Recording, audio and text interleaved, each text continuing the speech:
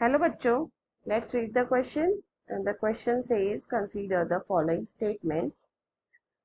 Statement 1 कहता है कि along with the consciousness, growth and reproduction are the defining characteristics of living organism. Statement 2 कहता है कि जो रिप्रोडक्शन है is an all inclusive characteristics of living organism. तो हमें ये देखना है कि दोनों स्टेटमेंट करेक्ट है कि नहीं है, और उसी में हमें ऑप्शन गिवन है।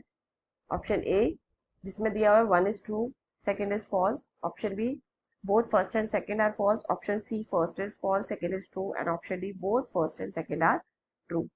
क्वेश्चन को समझने के लिए सबसे पहले हम की कॉन्सेप्ट जान लें। एक्चुअली इसमें हमें जो डिफाइनिंग कैरेक्टरिस्टिक्स हैं लिविंग ऑर्गेनिजम्स की, उसके बारे में जानना होगा। Defining characteristics of living organism. ना यहाँ पे सबसे पहले हम ग्रोथ के बारे में जानते हैं। What is growth? Mainly growth जो है वो है इरिवर्सिबल चेंज। ये एक इरिवर्सिबल चेंज है in size of a cell और ऑर्गन और होल ऑर्गेनिज्म। ठीक है, इरिवर्सिबल चेंज है मतलब ये वापस से रिवर्स नहीं हो सकता। अब इरिवर्सिबल चेंज है, अब ये होता क्यों है?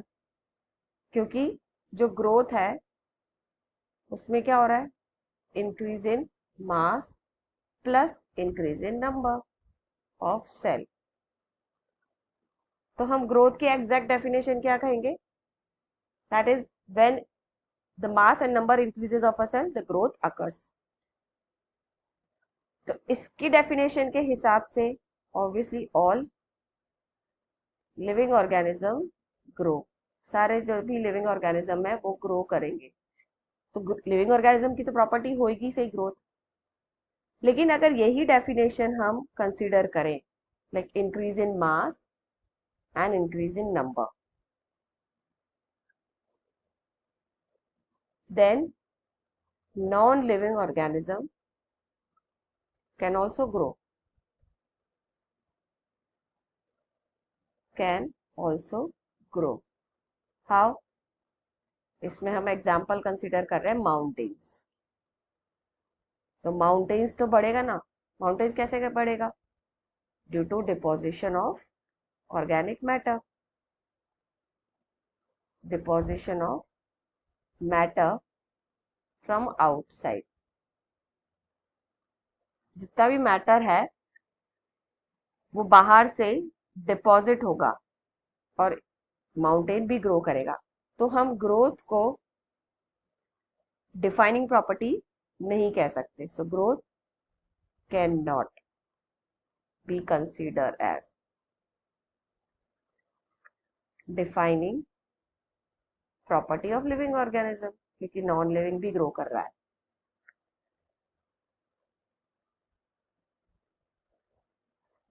अब यहाँ पे आती है सेकंड कॉन्शियसनेस के बारे में। सेकंड प्रॉपर्टी है ऑर्गेनिज्म की consciousness. So yes, consciousness means respond to stimuli. तो ये तो डिफाइनिंग प्रॉपर्टी है, respond to stimuli, because all living organism, all या हम कह सकते हैं और only living organisms can react on getting stimulus. कोई भी स्टिमुलस मिलेगा तो सिर्फ लिविंग ऑर्गेनिज्म ही रिएक्ट कर सकते हैं। सो हम कह सकते हैं कि consciousness is defining property of living organism.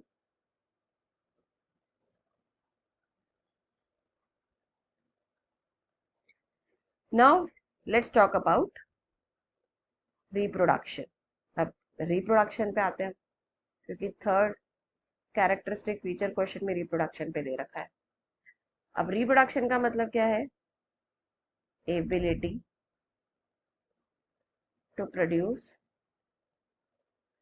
There progenies, मतलब किसी भी ऑर्गेनिज्म की एबिलिटी के अपनी ओन काइंड को प्रोड्यूस करने की, that is known as reproduction. तो इसके हिसाब से तो obviously all living organism should reproduce, but there is an exceptions, लेकिन यहाँ पे हमारे पास exceptions है for reproduction। एग्जाम्पल है mule, honey bee and infertile human couples, they cannot reproduce, ये reproduce नहीं कर सकते। So again I can say that reproduction should not consider as defining property of living organism।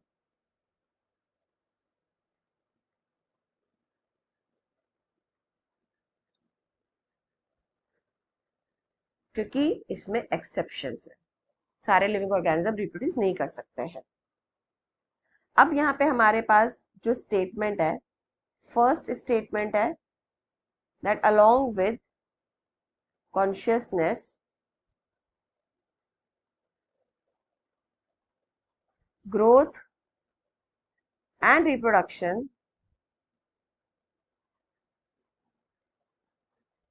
are the defining characteristics of living organism, are the defining characteristics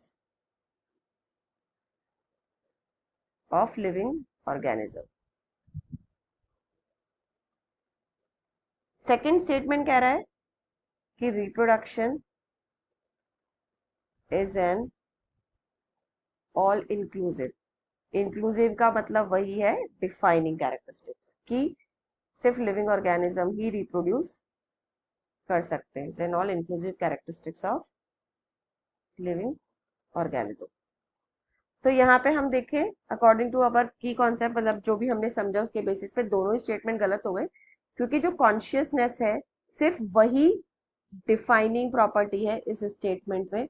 growth and reproduction should not considered as a defining property, and statement 2 में तो यही बोल रहा है वो कि सिर्फ reproduction ही is an all inclusive characteristic है of living organism, that is also wrong. So let's come to the option now, कि यहाँ पे दोनों ही फॉल्स स्टेटमेंट है, तो यहाँ पे जो बी ऑप्शन है वो आंसर जाएगा, क्योंकि यहाँ पे दोनों ही ऑप्शन फॉल्स है, that is both first and second false. बाकी ऑप्शंस देखें तो 1 is true, second is false, ये भी गलत है, and 1 is false, second is true, C option ये भी गलत है, and D option both 1 and 2 are true, ये भी गलत है। सो we'll go with answer B. So hope you understood it well. Best of luck.